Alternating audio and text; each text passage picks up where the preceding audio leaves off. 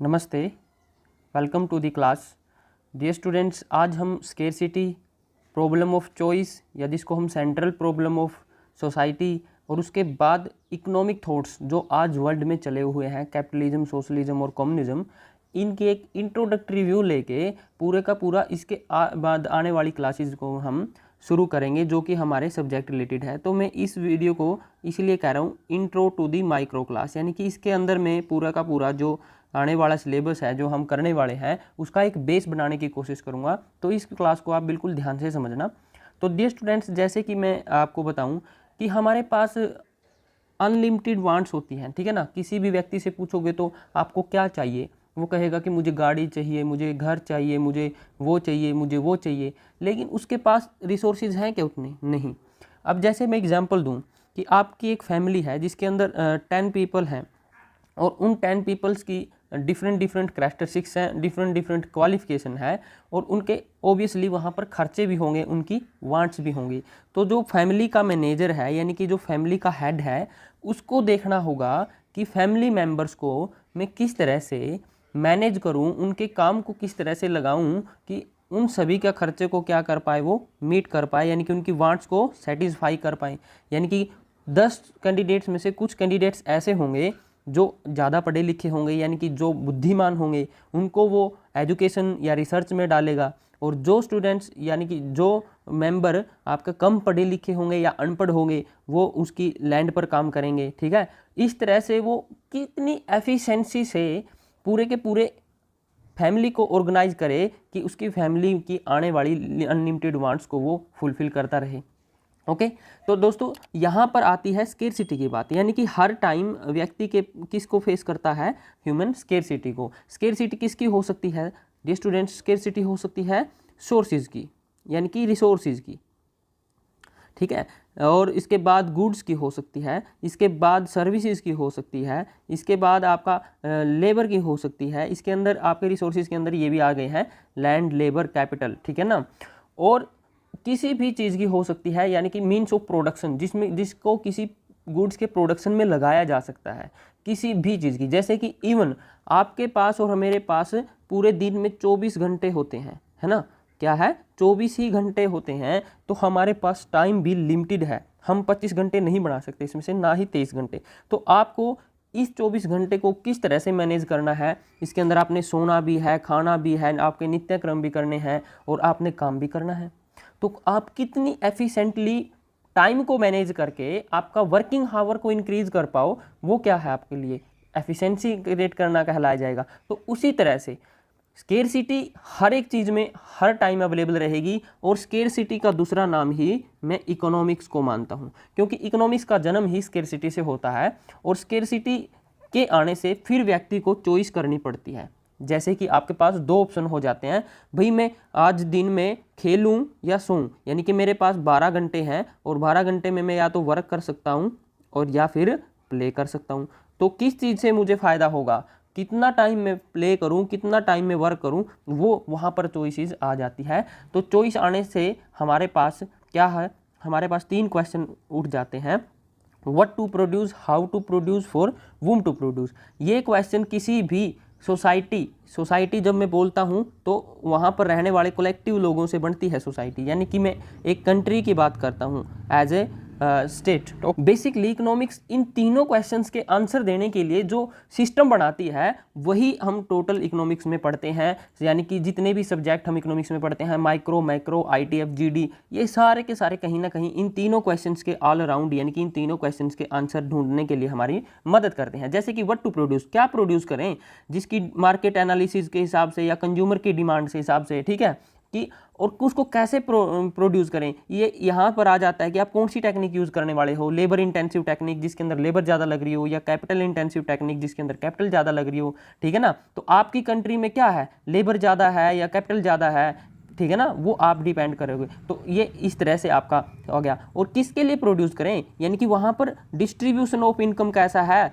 अमीर या गरीब के बीच में गैप क्या है, वहाँ पर रहने वाले लोगों की पर कैपिटा इनकम क्या है, उसके अकॉर्डिंग हमको पता चलेगा किसके लिए प्रोड्यूस करना है। यानी कि डिमांड कौन करेगा, जो मैं प्रोडक्ट या सर्विस बढ़ाऊंगा, या फिर वहाँ पर रिसोर्सेज क्या अवेलेबल हैं। रिसोर्सेज भी मायने रखते हैं दोस्तों। क्यों? देखिए जब हमारे पास ऑयल है ही नहीं, यानी कि ऑयल के रिसोर्सेज बहुत कम हैं, तो हम ऑयल का प्रोडक्शन कर ही नहीं सकते, इवन वहाँ पर इनकम हो और वहाँ पर बेसिक से डिमांड भी हो, ठीक है ना।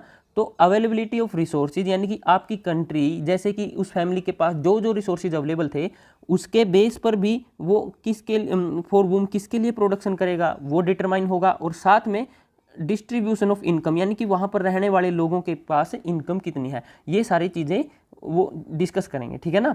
अब मेजर थॉट आते हैं, इन तीनों की तीनों प्रॉब्लम्स, जो चॉइस ऑफ प्रॉब्लम है, जो सेंट्रल इकोनॉमिक प्रॉब्लम है, इन तीनों के तीनों क्वेश्चंस का जो आंसर देने के लिए वर्ल्ड में 3 थॉट्स अवेलेबल हैं आज के समय में। जी हाँ, जो ये कहते हैं कि हम बेस्ट एफिशिएंसी क्रिएट करते हैं। देखिए स्टूडेंट्स, जब हमारे पास स्केर्सिटी आई, स्केर्सिटी से हम एफिशिएंसी की तरफ जाएंगे, यानी कि स्केर्सिटी किसको जन्म देगी, एफिशिएंसी को, यानी कि हम चॉइस इस तरह से करेंगे, प्रोडक्शन इस तरह से करेंगे कि हम बेस्ट से बेस्ट अपना अल्टरनेटिव चूज कर सकें, यानी कि आपकी अपॉर्चुनिटी कॉस्ट वहाँ पर कम से कम हो। तो इसके अंदर हम क्या करने की कोशिश करेंगे, यानी कि economics all about the efficiency, how to generate the efficiency, ये हमको इकोनॉमिक्स बताता है। अब एफिशिएंसी किस में है, वो टाइम को मैनेज करने में है, प्रोडक्शन को इंक्रीज करने में है, यानी कि आप 1 घंटे में कितना प्रोडक्शन कर रहे थे, 10 गुड्स बना रहे थे तो 12 कैसे बने, आपका प्रोडक्ट क्वालिटी किस तरह से बेटर हो, तो इसमें क्या है, ये सारे का सारा ऑल अबाउट द एफिशिएंसी। आने वाली क्लासेज में मैं एफिशिएंसी पे ही फोकस रखूँगा, इसके बारे में ही आप ज़्यादा जानोगे। तो इसके लिए आपका कंट्री में, यानी कि वर्ल्ड में 3 थॉट चले हुए हैं, कैपिटलिज्म, सोशलिज्म और कम्युनिज्म।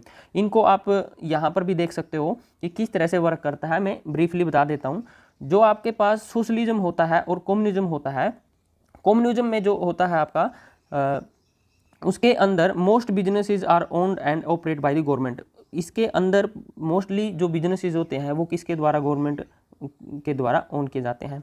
और जो सोशलिज्म होता है, the government own the operates major industry, individual own small business, यानी कि इसके अंदर इंडिविजुअल स्मॉल बिजनेस को ऑपरेट करते हैं और गवर्नमेंट बड़े इंडस्ट्रीज को मैनेज करती है। और कैपिटलिज्म में टोटल आपको फ्री छोड़ दिया जाता है, यानी कि individuals own and operate all the businesses, यानी कि according to the demand and supply, ठीक है। ये कंपटीशन है और ये प्रॉफिट है, यानी कि कहने का मतलब ये है कि एक थॉट है आपका जो कहता है कि आपकी डिमांड और सप्लाई के हिसाब से चीज़ें होनी चाहिए, यानी कि जो लोग वहाँ पर प्रेफरेंस करते हैं, जिस चीज़ को खाना पसंद करते हैं, जैसा ओढ़ना पसंद करते हैं, उसी डिमांड को लेकर सप्लाई करने वाले अगर वहाँ पर अवेलेबल हो जाए तो large number of buyer, large number of seller, इससे क्या होगा, वहाँ पर एफिशिएंसी आनी शुरू हो जाएगी, यानी कि आपको मार्केट को रेगुलेट नहीं करना होगा। और एक आप क्या कीजिएगा कि सोशलिज्म में आप कह सकते हो कि आपका जो सोशलिस्ट कल्चर होता है स्मॉल बिजनेस को इंकरेज करने का, यानी कि आपने क्या किया है, जो वेल्थ हुई है, जो प्रॉफिट हुआ है, वो स्मॉल बिजनेस ने तो री इन्वेस्ट कर दिया और जो प्रॉफिट था वो गवर्नमेंट के पास चला जाता है। यानी कि जो कहीं ना कहीं यहाँ पर आपके टैलेंट की कदर नहीं होती। ये जो आपके 2 थॉट हैं ये काफ़ी आपका नहीं आपकी टोटल एफिशिएंसी को जनरेट कर पाते हैं इतना, इसलिए कैपिटलिज्म आजकल पूरे विश्व में छाया हुआ है और कैपिटलिज्म को हर एक कंट्री अपना रही है। और हमारा सब्जेक्टिव सिलेबस जो है अपना, वो भी कैपिटलिज्म को समझना है। अब कैपिटलिज्म के 2 रूप होते हैं स्टूडेंट्स। कैपिटलिज्म को हम जो सोचते हैं, जो नहीं पढ़ते इकोनॉमिक्स को, वो क्रोनी कैपिटलिज्म से डर लगता है उनको। क्या होता है, क्रोनी कैपिटलिज्म से। और एक होता है मार्केट कैपिटलिज्म, यानी कि मार्केट मैकेनिज्म, आपको पढ़ा होगा। क्रोनी कैपिटलिज्म एक बैड रूप है कह सकते हो आप कैपिटलिज्म का, जिसके अंदर आपका मोनोपोली क्रिएट हो जाती है, यानी कि बड़े इंडस्ट्रियलिस्ट इन्फ्लुएंस करते हैं गवर्नमेंट को और फिर वहाँ पर चीज़ों को अपने हिसाब से मैनिपुलेट करने की कोशिश करते हैं। तो यहाँ पर लार्ज नंबर ऑफ बायर और लार्ज नंबर ऑफ सेलर, यानी कि परफेक्ट कंपटीशन, यानी कि जो नॉलेज होती है, यानी कि सबको स्वतंत्रता नहीं मिलती। कैपिटलिज्म के अंदर आपका ऑब्वियसली अगर डेमोक्रेसी को मिला दिया जाए तो बिल्कुल बेस्ट हो जाता है, वहाँ पर पावर का जो डिस्ट्रीब्यूशन होना शुरू हो जाता है। इससे क्या होता है, मार्केट मैकेनिज्म जो होती है वो बेस्ट तरीके से मूव कर पाती है, यानी कि गवर्नमेंट क्या करती है, लॉ एंड ऑर्डर मेंटेन करके रखती है, कंपटीशन बनाने की कोशिश करती है, यानी कि मोनोपोली जो बनाते हैं वहाँ पर कानून बनाकर उनको रेस्ट्रिक्ट करती है। ओके, लॉ एंड ऑर्डर और पूरे के पूरे रूल एंड रेगुलेशन को मेंटेन करके रखती है, यानी कि मार्केट में सिमेट्रिक इन्फॉर्मेशन लाने की कोशिश करती है, जिससे कि हर एक व्यक्ति या हर एक एंटरप्रेन्योर, यानी कि हर एक इंडिविजुअल को इक्वली अपॉर्चुनिटी मिलती है वहाँ पर उस कंट्री में काम करने की। तो इसकी बहुत सारी एडवांटेजेस हैं। इन एडवांटेजेस की हम बात करेंगे। ओबियसली हर एक थॉट के साथ प्रॉब्लम्स हैं, उनकी प्रॉब्लम्स की बात करेंगे। जो एफिशिएंसी को सबसे ज़्यादा मैक्सिमम जनरेट करने की कोशिश करता है, ये इसकी एक बहुत इफ़ेक्टिव यानी कि सबसे बेस्ट कैरेक्टरिस्टिक्स बोल सकते हो, एडवांटेज बोल सकते हो। No better alternative, creative destructions, यानी कि यहाँ पर जो इनोवेशंस हैं, जो डिस्कवरीज हैं, उनको सबसे ज़्यादा इंसेंटिव मिलते हैं। हर एक नए एंटरप्रेन्योर यानी कि जो नया करने की कोशिश करता है, उसमें मार्केट मैकेनिज्म यानी कि कैपिटलिज्म में उसकी सबसे ज़्यादा पूछ होती है, यानी कि सबसे ज़्यादा उसकी इज्जत होती है, जो कि दूसरे थॉट्स में नहीं होता, क्योंकि उनके अंदर हर एक व्यक्ति को आपका इक्वली अधिकार है। यानी कि गवर्नमेंट ओन करती है, जैसे सोशलिज्म में, ठीक है ना, गवर्नमेंट रिसोर्सेज को ओन करती है और हर एक व्यक्ति को वो वेल्थ का जो डिस्ट्रीब्यूशन होता है वो एक जैसा हो जाता है। तो वहाँ पर इंटेलेक्चुअल्स यानी कि जो क्रीम्स हैं उनकी इतनी कदर नहीं हो पाती। इस करके जो कैपिटलिज्म है वो स्पेशल एडवांटेज देता है जो आपका रिसर्च और डेवलपमेंट में काम करते हैं, ठीक है।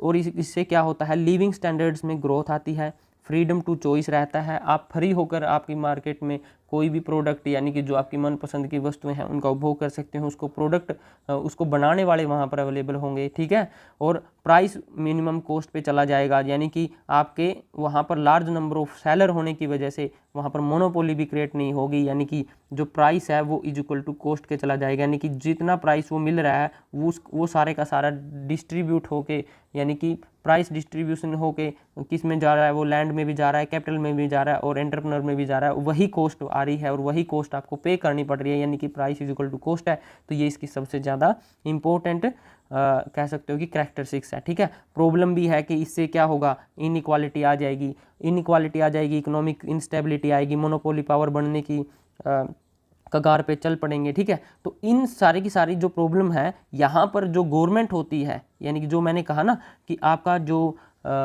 हम बोल सकते हैं कि डेमोक्रेसी है, वो डेमोक्रेसी में जैसे गरीबों पर ज़्यादा अमीरों से ज़्यादा टैक्स लगाकर हम रीडिस्ट्रीब्यूशन ऑफ वेल्थ कर देते हैं, तो इनइक्वालिटी को इस तरह से दूर किया जा सकता है, ठीक है।